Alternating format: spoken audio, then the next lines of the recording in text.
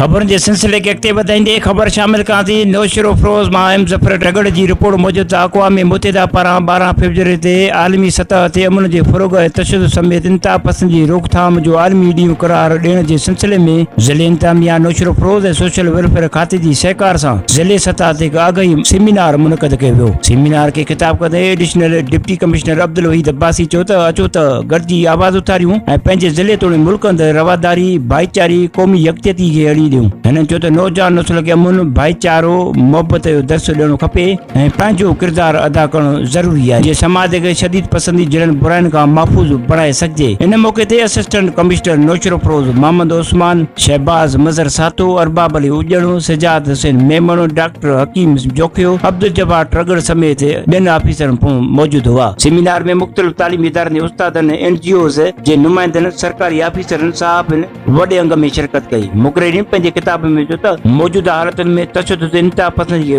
रोकण लाइ इंतहाई ज़रूर बणिजी वियो आहे ऐं असांखे हिकु क़ौम तौरु गॾिजी इन ख़िलाफ़ मैसर किरदारु अदा करणो पवंदो। हिन चयो त अहिड़नि प्रोग्राम जी सख़्तु ज़रूरत आहे जीअं शहरनि में बर्दाश्त आदम तशद्दुद इंतहा पसंदी ख़िलाफ़ शऊर पैदा करे सघिजे। नौजवान जी वॾे अंग में शिरकत कई।